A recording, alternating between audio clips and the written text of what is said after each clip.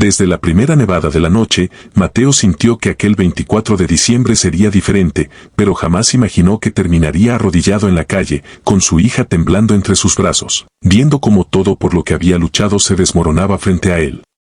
Lo que no sabía era que, a pocos pasos, una mujer estaba a punto de cambiar su destino, una mujer que nunca debió cruzarse con él, pero que llegaría justo cuando lo había perdido todo.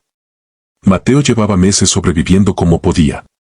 Padre soltero desde hacía 3 años, después de que la madre de su hija se marchara sin decir palabra, él se partía el alma para darle a la pequeña Sophie una vida digna. Trabajaba en entregas, en reparaciones, en lo que fuera. Pero aquella Nochebuena había empezado mal desde temprano, su jefe lo llamó para decirle que la empresa cerraría y que no podían pagarle la última semana. Sin trabajo. Sin ahorros. Y con el alquiler atrasado. Aún así, Mateo intentó sonreír mientras llevaba a Sophie al mercado navideño, prometiéndole que, aunque no habría regalos caros, sí tendrían una noche especial juntos.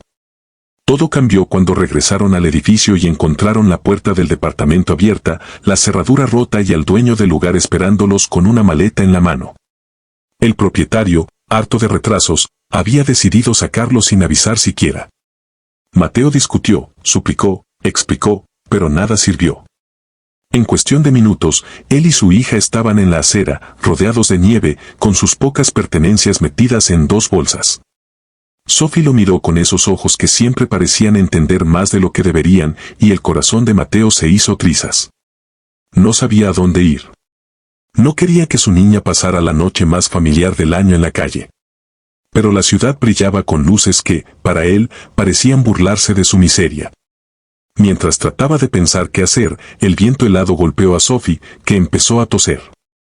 Eso bastó para que la desesperación se apoderara de él. La abrazó fuerte, prometiéndole que todo estaría bien, aunque ni él mismo lo creyera. Fue en ese momento, cuando estaba al borde de romperse por completo, que escuchó una voz femenina detrás de él. Una voz fuerte, elegante, que no combinaba en absoluto con el caos que lo rodeaba. Mateo se giró y la vio. Una mujer de abrigo beige, vestido rojo y mirada decidida. Hermosa, sí, pero lo que más impactó fue la mezcla de compasión y firmeza en su expresión. Ella no miraba con lástima, sino como alguien que entiende la oscuridad y aún así quiere traer luz. Déjame ayudarte, dijo con calma, como si fuera la frase más simple del mundo. Mateo no respondió al principio. Nadie les ofrecía ayuda así. Nadie. ¿Quién era esa mujer? ¿Qué quería? ¿Por qué parecía que ya había visto demasiado dolor ajeno? Pero cuando Sophie volvió a toser, Mateo sintió que ya no podía negarse a nada.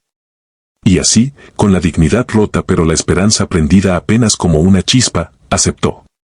La mujer se presentó como Laura. No dijo mucho sobre sí misma, solo que conocía un lugar donde podían pasar la noche, caliente, seguro y sin preguntas. Mateo dudó. Temía confiar. Temía deberle algo a alguien.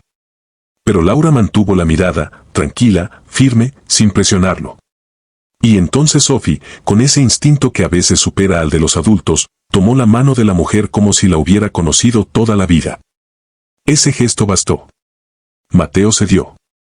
Caminó junto a ellas entre la nieve, sin saber que cada paso estaba llevándolo hacia un giro que transformaría todo.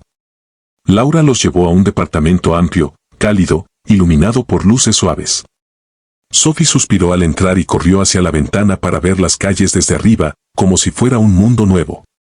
Mateo, en cambio, se quedó quieto. Aquello no era un refugio cualquiera. Parecía un sitio caro, demasiado caro. Él no pertenecía allí. Laura percibió su inquietud y simplemente dijo que no se preocupara. Que esa noche nadie debía estar en la calle. Que su hija merecía dormir en una cama caliente. Que él merecía descansar. Mateo quiso preguntar por qué hacía todo eso, pero Laura se adelantó, porque yo también sé lo que es perderlo todo y no tener a nadie cerca. Sus palabras, tan simples y tan cargadas de verdad, hicieron que Mateo se derrumbara por dentro. Aún así, guardó silencio. No quería parecer débil. No quería llorar frente a una desconocida. Pero Laura lo vio igual. Le ofreció comida caliente, una manta y un espacio para respirar. Sophie se quedó dormida en cuestión de minutos, con una sonrisa que Mateo no había visto en días. Él la cubrió con la manta y se quedó observando. Todo lo que deseaba era eso, verla a salvo. Era lo único que siempre había pedido. Laura regresó con 2 tazas de té y se sentó frente a él. No preguntó nada. No exigió explicaciones. Solo lo escuchó cuando, finalmente, Mateo habló. Le contó que había perdido su empleo, su casa, sus fuerzas. Que lo había intentado todo. Que el mundo parecía haberse puesto en su contra. Laura escuchó sin interrumpirlo, sin juicio, como si cada palabra fuera un peso que ella misma estaba dispuesta a sostener. Cuando él terminó, ella simplemente dijo, Mateo, perderlo todo no significa que estés acabado. A veces, es la forma cruel del destino de ponerte justo donde necesitas estar, para encontrar lo que realmente importa. Mateo no entendió por completo, pero algo dentro de él se movió. Había sinceridad en ella. Había historia. Y había algo más, una sensación extraña, cálida, como si, después de tanto tiempo, alguien lo viera de verdad. La noche continuó con silencios cómodos, miradas largas y una sensación imposible de ignorar. Mateo no estaba solo. No esta vez. Y mientras la ciudad celebraba con luces y música, él encontró, sin saberlo, el primer rastro de un nuevo comienzo, uno que no habría imaginado ni en sus mejores sueños. Al despertar al día siguiente, con la luz suave de la mañana entrando por la ventana y Sophie todavía dormida, Mateo escuchó a Laura hablando por teléfono en la cocina. Sonaba distinta, profesional, segura, casi como si diera órdenes que la gente obedecía sin dudar. Él se acercó despacio y, antes de que pudiera anunciar su presencia, escuchó algo que lo dejó inmóvil. Laura estaba hablando sobre una empresa. Sobre decisiones importantes. Sobre inversiones. Sobre responsabilidades enormes. Y en cuestión de segundos, Mateo comprendió que ella no era una mujer común. Laura era alguien poderosa. Alguien con recursos. Alguien que no tenía ninguna razón para ayudar a un desconocido, y aún así lo había hecho. Cuando ella se giró y lo vio, sonrió con ternura. Buenos días. Hay algo que quiero hablar contigo. Mateo sintió un nudo en el estómago. No sabía si debía asustarse o agradecer. Pero Laura respiró hondo antes de continuar. Quiero ayudarte de verdad.